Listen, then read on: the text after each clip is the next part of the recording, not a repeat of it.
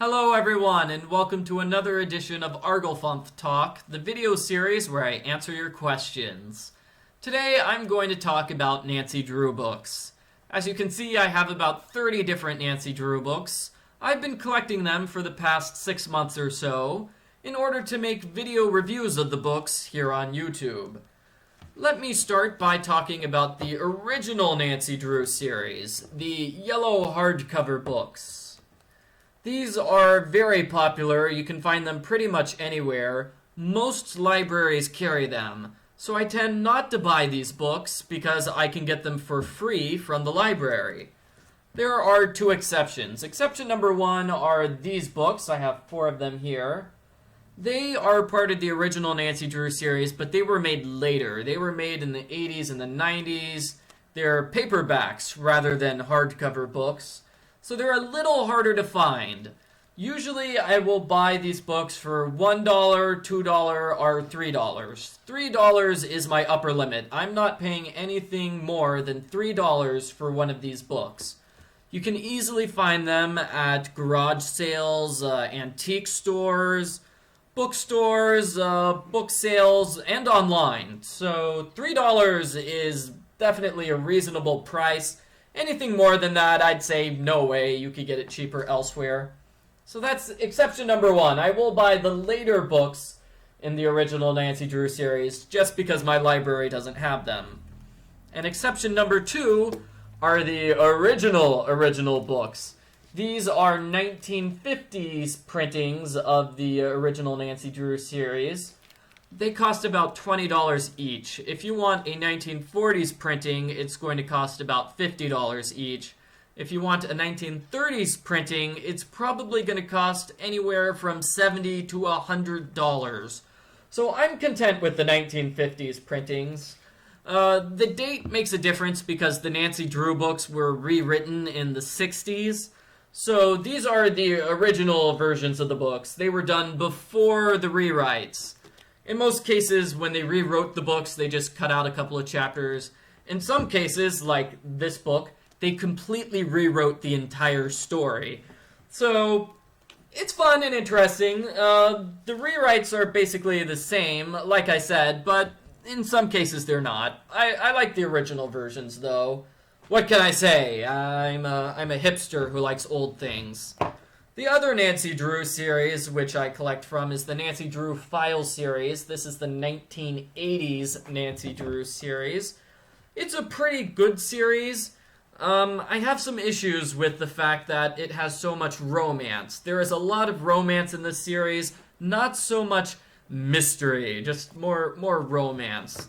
Now, if you want to look at Nancy Drew books that were turned into games, well, this is the series you want to go to. So let me see. Here we go.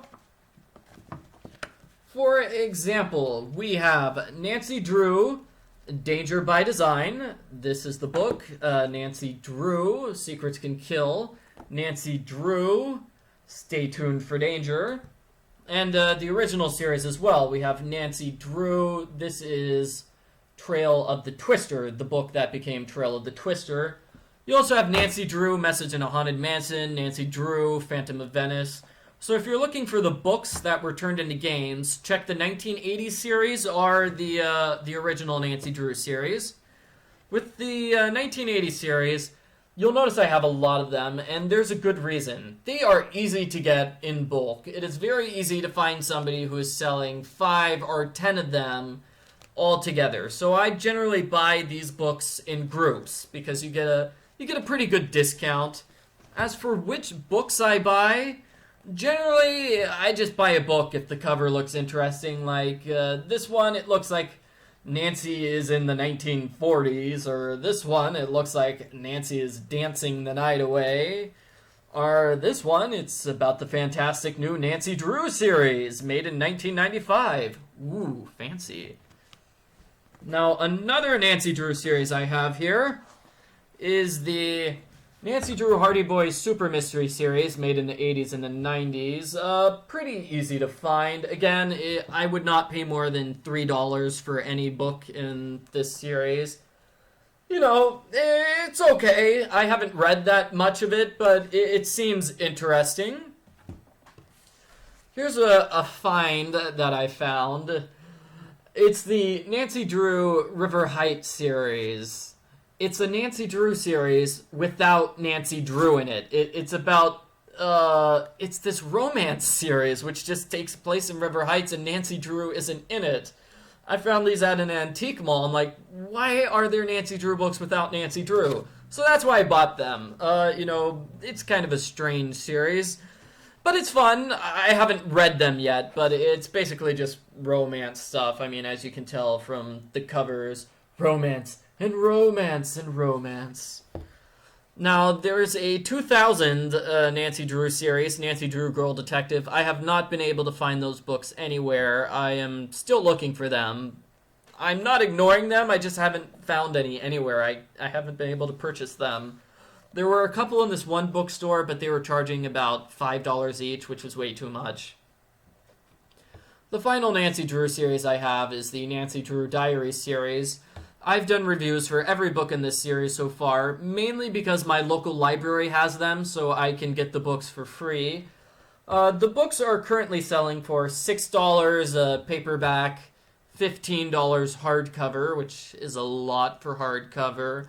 I would recommend waiting. Wait a year or two for the price to go down $1 or $2.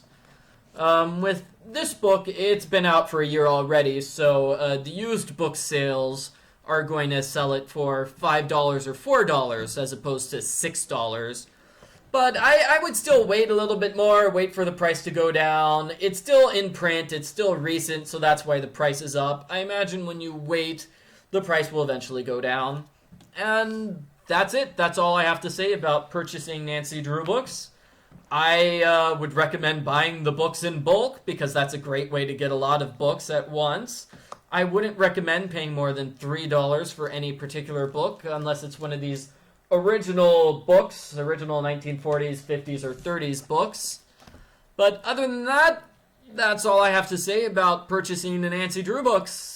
Thank you for watching me show off my Nancy Drew book collection, everyone.